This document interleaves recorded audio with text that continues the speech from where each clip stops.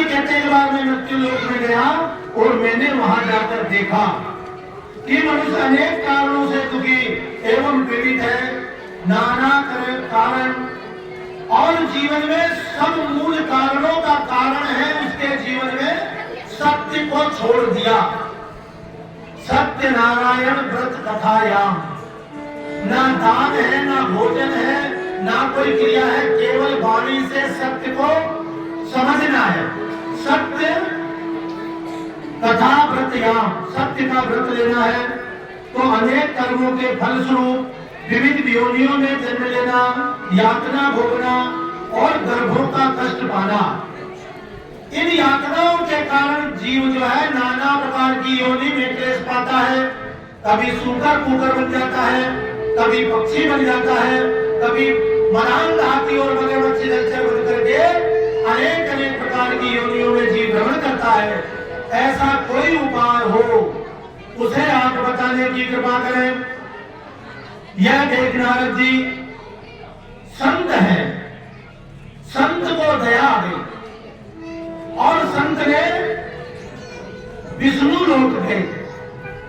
इस कली काल के जीवों का देख करके भगवान नारद जी भगवान विष्णु के लोक को पहुंच गए और वहां जाकर के शंख चक्र चक्र गदा बाण भगवान नारायण से विनम्र भाव से बोले, प्रभु आप मन और वाणी से अतीत हैं, परे हैं, अनंत हैं और आपकी महिमा का कोई पार नहीं पा सकता।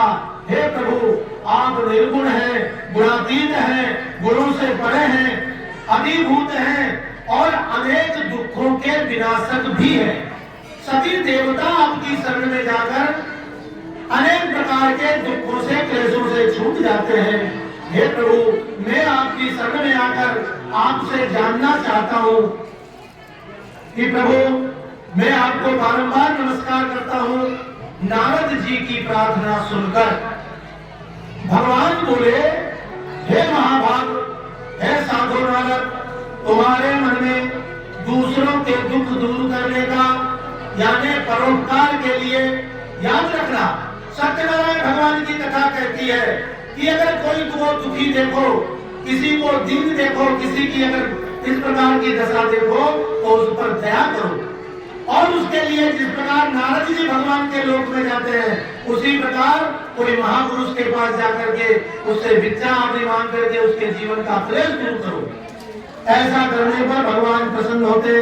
भगवान बोले कि हे नारद तुम्हारे मन में परोपकार की इच्छा है और किम कारणम, आप किस कारण से यहाँ पर आए हो, आपकी मन की क्या अभिलाषा है बताओ, मैं कुछ उपाय करूं, आपके कष्टों को दूर करूं।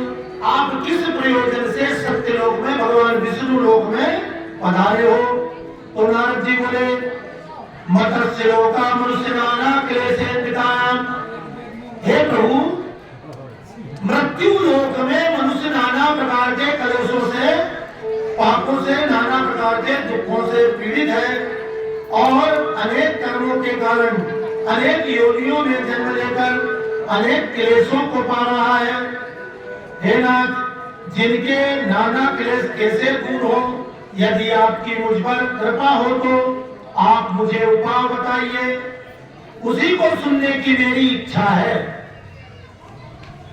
नारद जी कहते हैं, प्रभु ऐसी मेरी इच्छा है कि जिससे हमारे दुखों का निवारण हो, ऐसा कोई उपाय हो तो आप बताने की कृपा करें। श्री भगवान बोले, वत्स लोगों के कल्याणार्थ तुमने हित के भाव से प्रश्न पूछा है, जिसके करने से मनुष्य मोह से मुक्त होगा। सुनो, पृथ्वी पर एक अत्यंत पवित्र व्रत है। इस व्रत का नाम है सत्यनारायण व्रत। इस पृथ्वी पर अगर कोई एक व्रत है जिसे करना चाहिए, उस व्रत का नाम है सत्यनारायण। सत्य से अपने जीवन को जोड़ने का प्रयास करना चाहिए। जिस प्रकार नर्मदा के तट पर ओंकार से जुड़े, ओम नमः शिवाय से जुड़े, वैसा ही अपने परिवार में, अपने जीवन में सत्य से जुड़ जाओ। इस व्रत के अनुष्ठान किए जाने पर मनुष्य इस लोक में सुख भोग कर परलोक में मोक्ष को प्राप्त होता है। नारद जी के पूछने पर भगवान ने व्रत का विधान सहज प्रकार से पूजन यथार्थ शक्ति वस्तु मूलतः सत्य का संकल्प जैसा भी संभव हो सके व्रत को विधि पूर्वक पूर्ण करना चाहिए। इंद्रियों का भोग सत्य से, मन बुद्धि का संकल्प सत्य से, स्वयं के नियम का व्रत स्वयं से, ऐसा सब प्रकार से सत्य। आंख से अच्छा देखो, कान से सुंदर सुनो, वाणी से मीठा बोलो, पैर से अच्छी जगह चलो, ऐसा तो इंद्रियों से, और मन बुद्धि से, मन से भी अच्छा सोचो। इस प्रकार की भावना बना करके हमें भगवान के व्रत को करना चाहिए। अपने से बने, अगर बड़ा कोई नहीं बन सके, कन्या को यथाविधि भोजन करना है, वो भी ना बने तो थोड़ा सा कसार आटा सेक कर, जंगल से फल पुष्प लाकर, भगवान का जो है सुंदर सी झांकी बनाकर और भगवान के सामने बैठकर भगवान का संकल्प करें। इस प्रकार करने से जीव को अनेक प्रकार के कष्टों से निवृत्ति हो जाती है। भगवान ने एक सहज उपाय बताया। अब इस व्रत के आगे जिन लोगों ने व्रत को किया है उस महात्म को आप सुनिए। बोलिए सत्यनारायण भगवान की जय। हे साधु, परिवार सहित सभी बंधु बांधव सत्यनारायण व्रत की कथा का प्रसाद स्वीकार करें। सभी बंधु बांधव देखो, सबसे बड़ी विडंबना आज क्या हो गई, जितनी सुविधा हो गई, आज तक कभी कोई लड़ाई नहीं सुनी कि दो भाई के बीच में माता पिता की सेवा का विवाद हुआ हो। आज तक कोई इस बात पर नहीं लड़ा कि मेरे पिता की सेवा मैं करूंगा, मेरी माँ की सेवा मैं करूंगा। आज तक इस बात पर कभी कोई विवाद नहीं हुआ। और विवाद हुआ तो किस पर हुआ, जिस धन को माता पिता ने भूखे प्यासे रहकर हम लोगों के लिए परोस कर रखा है, उस धन के लिए मेरे को नहीं दिया, मेरे को दिया।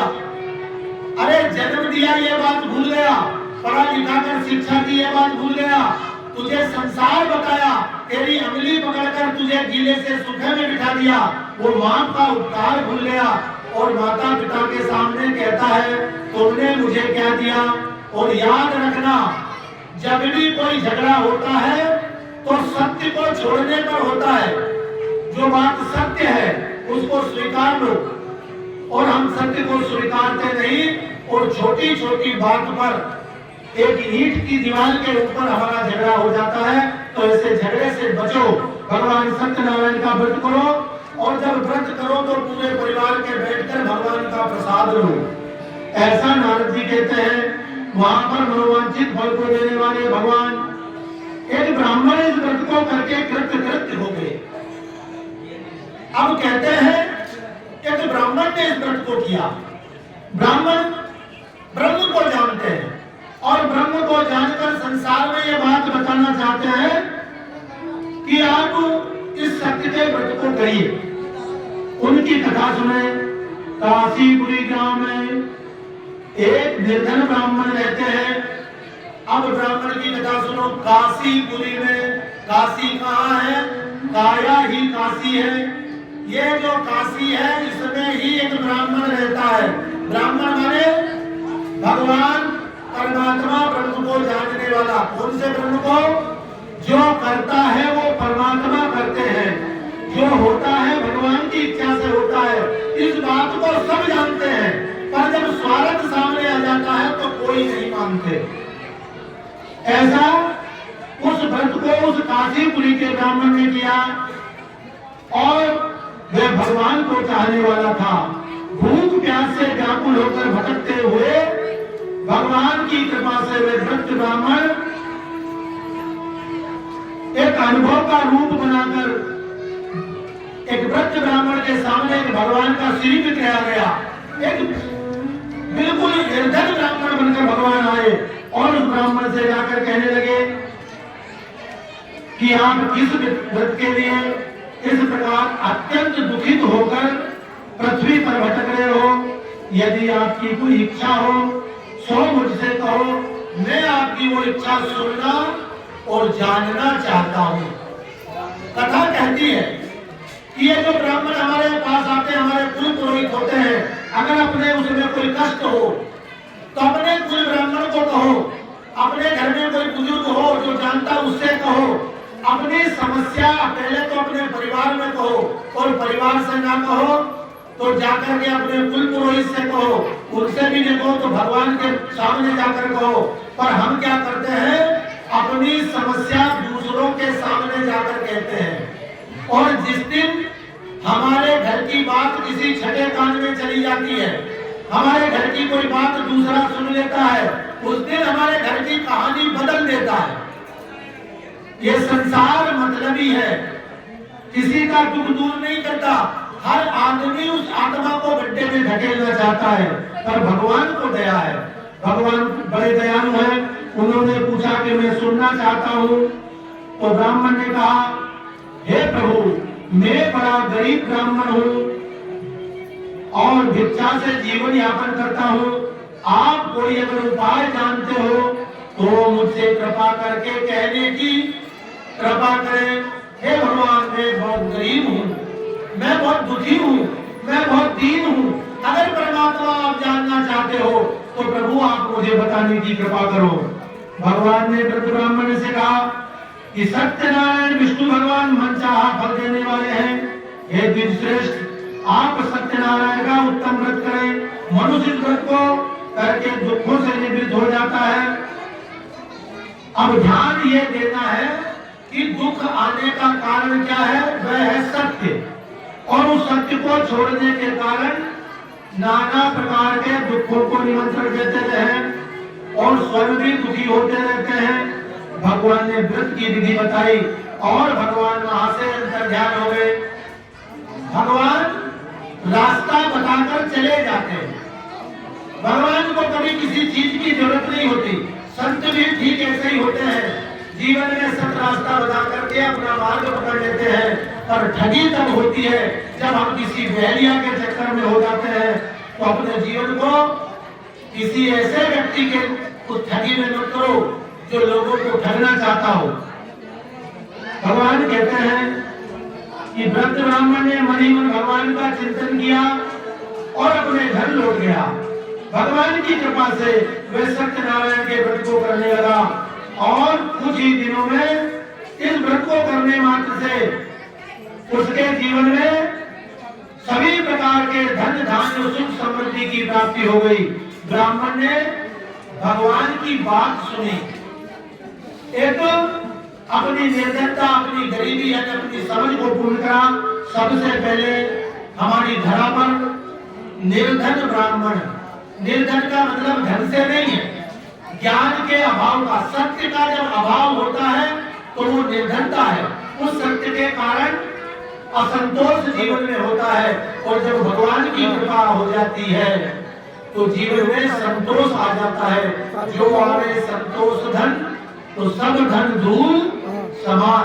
भगवान कहते हैं उस ब्राह्मण को सत्य का प्रभाव हुआ, और सत्य के प्रभाव से उस सत्यनारायण के व्रत को करके और भगवान के उस पुनीत कार्य में संलग्न हो गया। नारद जी बोले, हे राजन, जिस समय इस व्रत का पालन होगा तब मनुष्य सारे बंधनों से छूट जाएगा, और इन बंधनों से छूटकर नाना प्रकार की योनियों का क्लेश भोगता हुआ वे इस बंधनों से छूट जाकर भगवान के परम धाम को जाएगा। बोलिए सत्यनारायण भगवान की जय। भगवान की कृपा से सूत जी बोले, ब्राह्मणों, कार्यक्रम चल रहा है। महात्मा नारद को जैसा कहा था ठीक वैसा मैंने आप लोगों से कह दिया। भगवान ने सत्य को धारण करने का नियम बताया, उस व्रत को हमने निभा लिया। अब पूछा कि देव ऋषि, अब आप ये तो बताओ कि इस पृथ्वी लोक पर इस व्रत का अनुष्ठान किसने किया? क्या इस व्रत को और दूसरे लोगों ने भी किया? तो भगवान कहने लगे कि वह सब हम सुनना चाहते हैं। हे भगवान, हम आपसे सुनना चाहते हैं, इस विषय में हमारी बड़ी श्रद्धा उत्पन्न हुई है। तो सूत जी बोले, हे मुनियों, उसके बाद किसने ये व्रत किया? ध्यान से सुनो। एक दिन श्रेष्ठ ब्राह्मण अपने बंधु बांधवों के साथ अपने देहों के अनुरूप व्रत कर रहा था। पहले गरीब ब्राह्मण था, अब वह ब्राह्मण अपने श्रेष्ठता को ज्ञान से, गुण से, धन से संपन्न होकर के और भगवान का पूजन करता है।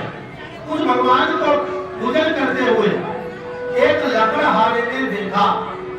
लकड़हारा का मतलब है जिसके जीवन में लकड़ी का ही सहारा है और जो अपने जीवन में हार चुका है, सारे परिश्रम करके हार चुका, ऐसा हारा हुआ व्यक्ति भगवान की पूजा में चला गया और भगवान की पूजा होते हुए देखकर,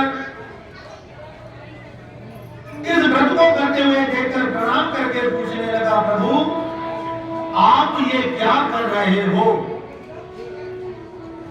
ब्राह्मणों ने कहा, ये सत्यनारायण भगवान का व्रत है, पूजन है।